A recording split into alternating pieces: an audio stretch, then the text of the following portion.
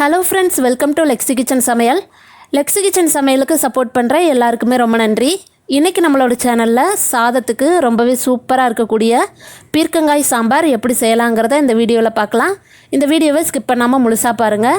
இந்த பீர்க்கங்காய் சாம்பார் செய்கிறதுக்கு இன்றைக்கி ஒரு குக்கரில் 1 கப் அளவுக்கு துவரம்பருப்பு சேர்த்துக்கலாம். துவரம்பருப்பை சேர்த்துட்டு ஒரு 2லேருந்து 3 தடவை தண்ணி சேர்த்துட்டு நல்லா கழுவி எடுத்துக்கலாம். நல்லா கை வச்சு இந்த மாதிரி கழுவிக்கங்க. கழுவிட்டு தண்ணி இல்லாமல் எடுத்து வச்சுக்கலாம். 1 கப் அளவுக்கு துவரம்பருப்புக்கு 3 கப் அளவுக்கு தண்ணி சேர்த்துக்கலாம். 1 கப் துவரம்பருப்புக்கு 3 கப் அளவுக்கு தண்ணி சரியாக இருக்கும். அது கூடவே 2 மீடியம் சைஸ் வெங்காயத்தை கட் பண்ணி சேர்த்துக்கலாம். கூடவே 2 தக்காளியை கட் பண்ணி சேர்த்துக்கலாம். அது கூடவே 1/4 ஸ்பூன் அளவுக்கு மஞ்சள் தூள் சேர்த்துக்கலாம். குக்கர் மூடி போட்டு ஒரு 4 விசில் வந்ததும் ப்ரெஷர் எல்லாமே ரிலீஸ் ஆனதுக்கப்புறமா நாம் குக்கரை ஓப்பன் பண்ணி பார்க்கலாம். இப்போ 4 விசில் வந்துருச்சு, ப்ரெஷர் எல்லாமே ரிலீஸ் ஆயிடுச்சு. இப்போ நாம் குக்கரை ஓப்பன் பண்ணி பார்க்கலாம். பருப்பு நல்லாவே வெந்துருச்சு. கரண்டி வச்சு பருப்பை நல்லா மசிச்சு விட்டுக்கலாம். பீர்க்கங்காய் சாம்பார் செய்கிறதுக்கு இன்றைக்கி பிஞ்சு பீர்க்கங்காயாக எடுத்துக்கலாம். எடுத்துட்டு இதில் இருக்கக்கூடிய தோலை நல்லா சீவி தனியாக எடுத்துக்கலாம்.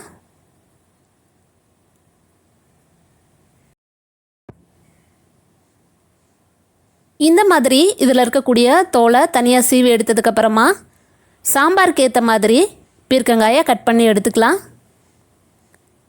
கட் பண்ணி எடுத்த பீர்க்கங்காயை ஒரு கடாயில் சேர்த்துக்கலாம். கடாயில் சேர்த்துட்டு 1 ஸ்பூன் அளவுக்கு ஆயில் சேர்த்துக்கலாம். ஆயில் சேர்த்துட்டு ஒரு 3லேருந்து 4 நிமிஷம் போல் பீர்க்கங்காயை நல்லா வதக்கி விட்டுக்கலாம். பீர்க்கங்காயை நல்லா வதக்கிட்டு சாம்பார் செய்யும்போது சாம்பார் நல்லா வாசமாகவும் இருக்கும், டேஸ்ட்டும் நல்லாயிருக்கும். பீர்க்கங்காயை இப்போ ஒரு 4 நிமிஷம் போல் நல்லா வதக்கியாச்சு. இந்த அளவுக்கு பீர்க்கங்காயை நல்லா வதக்கினதுக்கப்புறமா நாம் அதை தனியாக எடுத்து வச்சிடலாம்.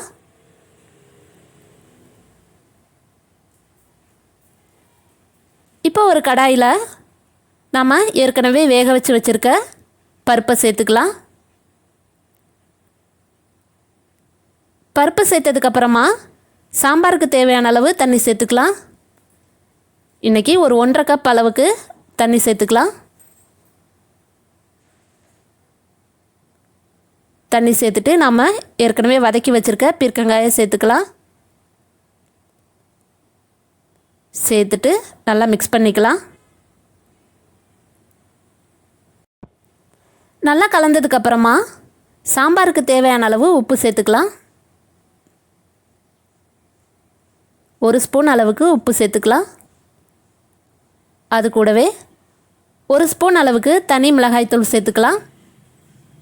கூடவே 2 ஸ்பூன் அளவுக்கு வீட்டிலே அரைச்ச மசாலாத்தூள் சேர்த்துக்கலாம். சேர்த்துட்டு நல்லா மிக்ஸ் பண்ணிக்கலாம்.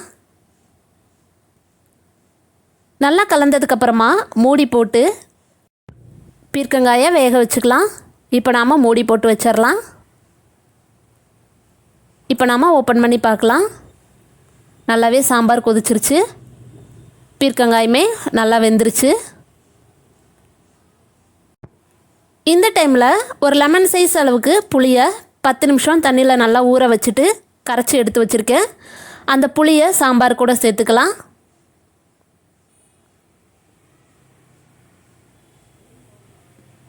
சேர்த்துட்டு நல்லா மிக்ஸ் பண்ணிக்கலாம்.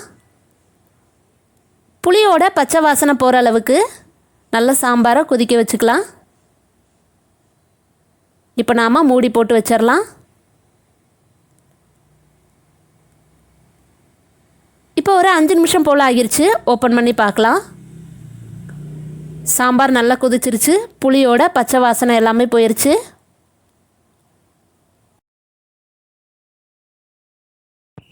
இந்த அளவுக்கு சாம்பார் ரெடியானதும் சாம்பாருக்கு ஒரு தாளிப்பு கொடுக்கலாம்.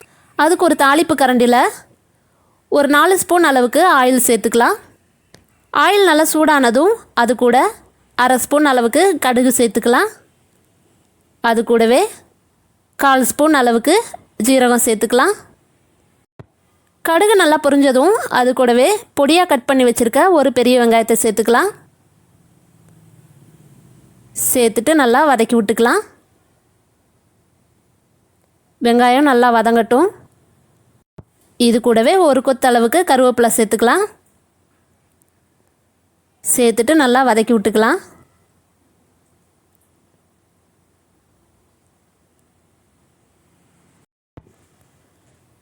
வெங்காயம் நல்லா வதங்கி வந்ததும் இது கூட பொடியாக கட் பண்ணி வச்சுருக்க கொத்தமல்லி இலைகளை சேர்த்துக்கலாம்.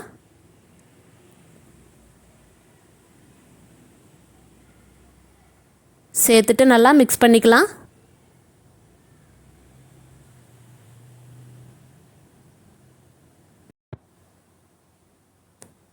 இப்போ வெங்காயம் நல்லாவே வதங்கிருச்சு. இதை நாம் சாம்பார் கூட சேர்த்துக்கலாம். சாம்பார் கூட சேர்த்துட்டு நல்லா மிக்ஸ் பண்ணிக்கலாம். நீங்களும் இதே மாதிரி ஒரு தடவை பீர்க்கங்காய் சாம்பார் செஞ்சு பாருங்கள். ரொம்பவே டேஸ்ட் நல்லாயிருக்கும். அவ்வளோதான், சூப்பரான பீர்க்கங்காய் சாம்பார் ரெடி ஆயிடுச்சு.